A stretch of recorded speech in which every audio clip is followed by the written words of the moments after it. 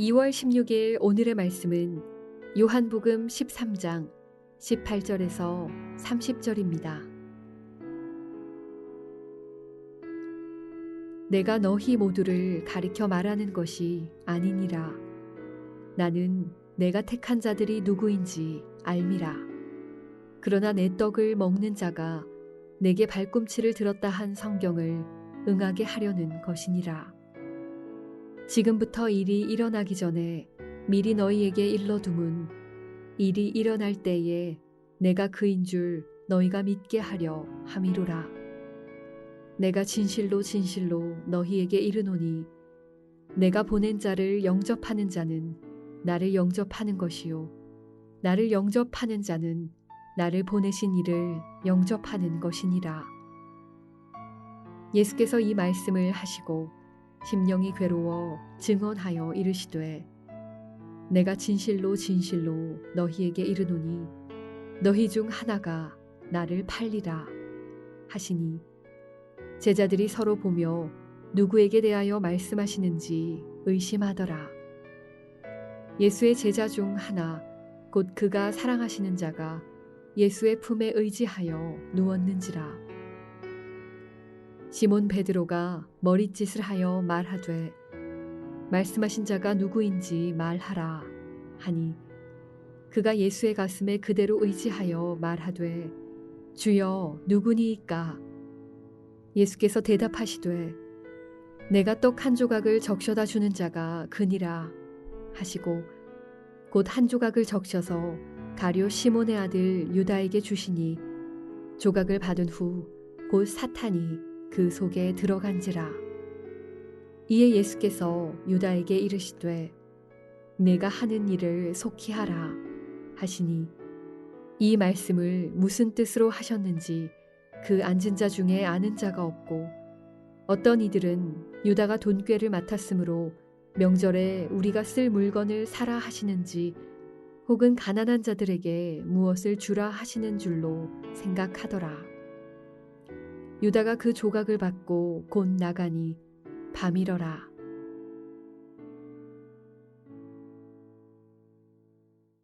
수요일 새벽 주의 말씀 앞에 나오신 여러분을 환영하고 축복합니다.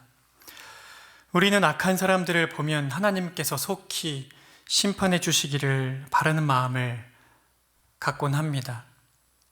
아마도 이런 이유는 구약 성경의 많은 곳에서 의인은 돌보시고 악인은 엄벌에 처하시는 하나님의 모습을 볼 수 있기 때문입니다. 특별히 우리는 가나안을 정복하는 이스라엘 백성들의 정복 전쟁에서 이러한 하나님의 모습을 생생하게 볼 수 있습니다. 그렇습니다. 천지를 창조하시고 보존하시고 통치하시는 우리 하나님은 참으로 공의로우신 분이시기에 죄악을 추호도 그냥 눈 감아 주시는 일이 없으신 분이십니다. 악인들을 반드시 심판하시는 분이십니다. 그러나 동시에 우리는 구약에서도 다음과 같은 하나님의 말씀을 듣게 됩니다. 에스겔 18장 23절 나 주 여호와가 말하노라 내가 어찌 악인의 죽는 것을 조금인들 기뻐하랴 그가 돌이켜 그 길에서 떠나서 사는 것을 기뻐하지 아니하겠느냐. 우리가 잘 알고 있는 요나 선지자의 이야기에서 그 니느웨를 향한 하나님 아버지의 마음이 다음과 같이 기록되어 있습니다. 요나서 4장 10절과 11절인데요. 여호와께서 이르시되 너가 수고도 아니하였고 재배도 아니하였고 하룻밤에 났다가 하룻밤에 말라버린 이 박넝쿨을 아꼈거든. 하물며 이 큰 성읍 니느웨에는 좌우를 분별하지 못하는 자가 12만 명이요 가축도 많이 있나니 내가 어찌 아끼지 아니하겠느냐 하시니라. 그리고 오늘 본문에서 우리는 아버지 하나님의 마음을 우리에게 친히 계시해 주시는 예수님을 통해 다시 한번 악인들을 향한 하나님의 마음을 보게 됩니다. 오늘 본문을 보십시오. 예수님께서 제자들과 함께 최후의 만찬을 하시던 중 심령을 괴로워하시면서 말씀하십니다. 21절입니다. 예수께서 이 말씀을 하시고 심령이 괴로워 증언하여 이르시되 내가 진실로 진실로 너희에게 이르노니 너희 중 하나가 나를 팔리라 하시니. 예수님께서는 자신을 팔 자가 이 제자들 가운데 있음을 드러내 알리셨습니다. 그런데 그때 예수님의 심령이, 마음이 어떻다고 기록되어 있습니까? 심령이 괴로워. 심령이 괴로워. 여기 이 괴롭다고 번역된 이 단어는 다른 곳에서 어떻게 사용되었는지를 보면 예수님께서 그 물 위를 걸어서 제자들이 있는 배로 가신 적이 있지 않습니까? 그때 예수님이 물 위로 걸어오시는 걸 보면서 예수님이 유령인가 하여 이 제자들이 심히 놀란 일이 있습니다. 그때 제자들이 놀라워했다는 그 제자들의 모습을 묘사할 때 사용되었고, 또 베데스다 연못에 천사가 내려와서 물이 동할 때에 그 물에 먼저 들어간 사람이 병이 낫는다는 그 이야기를 기록한 말씀에서 물이 동한다, 물이 움직인다 할 때 그 움직임을 묘사하는 단어로도 이 단어가 사용되었습니다.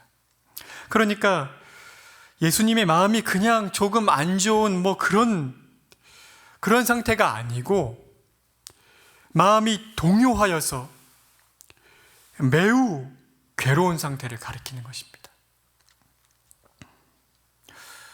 우리말로는 심히 아팠다 라고 번역하는 게 맞다는 생각이 듭니다. 그런데 왜 제자 중에 하나가 자신을 팔 것을 말씀하시는 예수님께서 심히 마음을 아파하시는 것입니까?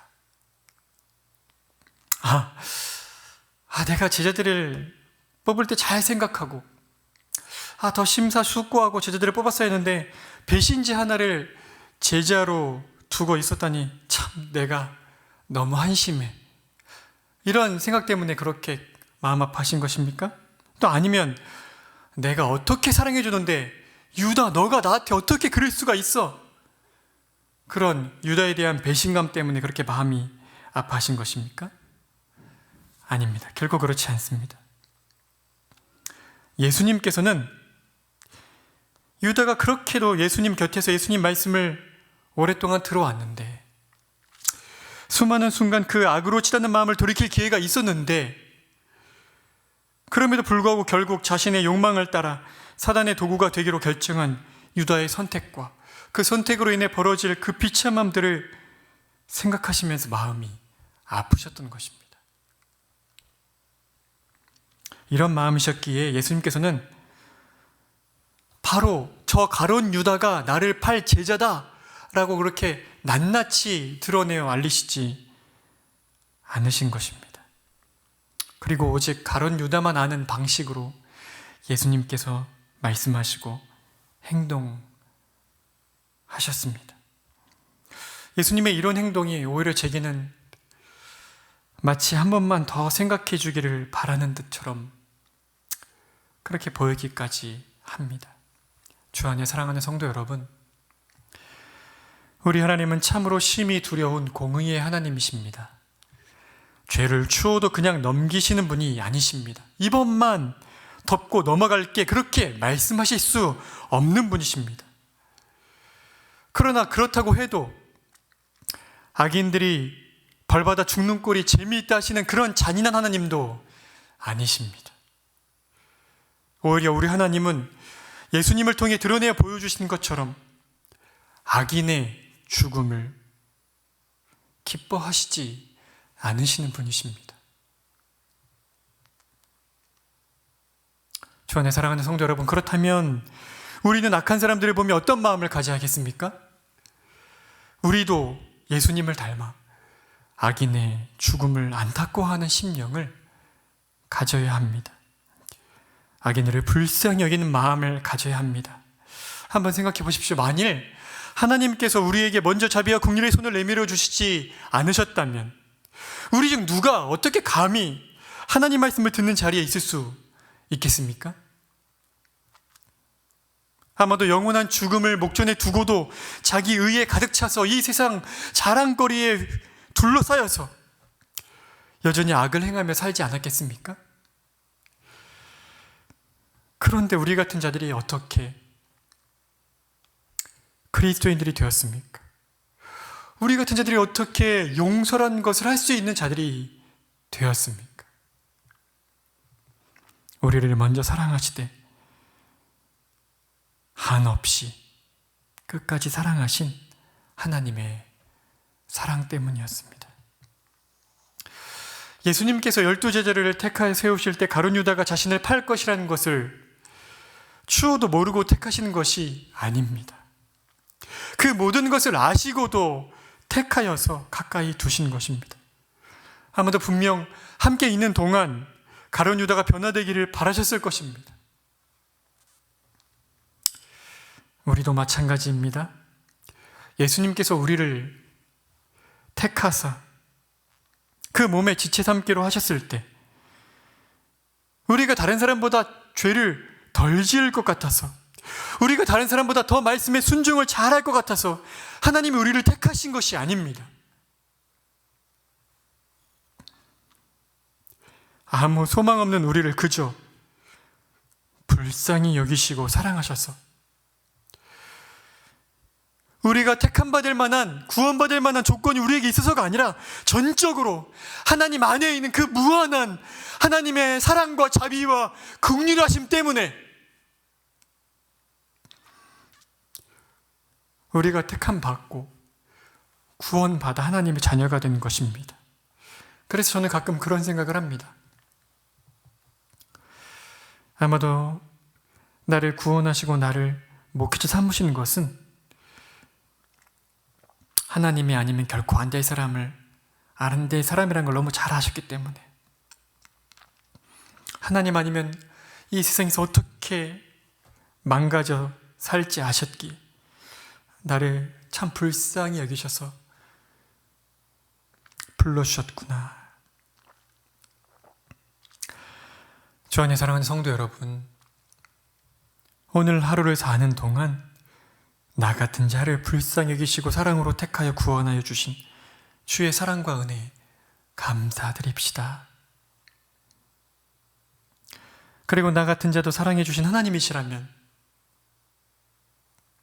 내 남편, 내 아내, 내 자녀, 내 부모님, 내 친구들, 내 동료들, 그들도 불쌍히 여겨 주시리라 기대하고 또 소망하며 잃어버린 영혼들을 구원해 주시기를 위해 기도합시다. 무엇보다도 악한 자들을 위해, 그들을 불쌍히 여겨 주시기를 위해 기도합시다. 그리고 오늘은 우크라이나에 전쟁이 일어나지 않도록 악인들의 마음을 돌이키셔서 전쟁이 일어나지 않도록 주께서 돌봐주시기를, 무엇보다 선교사님들과 또 주의 몸의 지체들을, 그리고 연약한 사람들을 친히 보호하여 주시기를 위하여서 함께 기도합시다. 기도하시겠습니다. 자비와 긍휼이 풍성하신 하나님 아버지, 가론 유다라도 불쌍히 여기시고 아파하신 예수님이시기에 저희 같은 자들도 불쌍히 여김 받아 택함 받고 구원받아 하나님의 자녀가 되었습니다. 저도 구원하신 하나님이시라면 저희 가족들을 어찌 구원치 못하시겠습니까? 저희 같은 자들을 불쌍히 여기신 하나님이시라면 어찌 저희 남편을, 저희 아내를, 저희 부모님들을, 저희 자녀들을, 저희 친구들을 불쌍히 여겨주시지 않으실 리가 있겠습니까? 참으로 무한하신 자비와 긍휼이 풍성하신 하나님, 구원의 은혜를 베풀어 주시기를 원합니다. 무엇보다 악인들을 불쌍히 여기셔서 그 악한 마음을 돌이킬 수 있도록 은혜를 베풀어 주시고, 하나님, 우크라이나의 전쟁이 발발할지 몰라 수많은 사람들이 염려하며 두려움에 떨고 있습니다.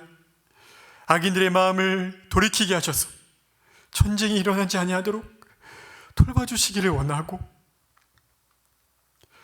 특별히 우크라이나에 있는 선교사님들과 또 믿음의 자녀들과 무엇보다 연약한 자들을 돌봐주시고 지켜주시기를 원합니다.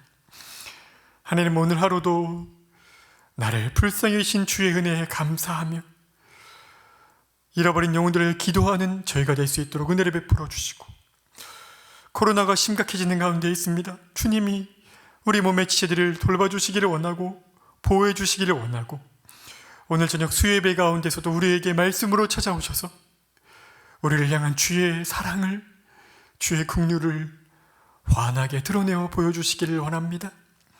주께 감사드리며 예수 그리스도의 이름으로 기도드립니다. 아멘.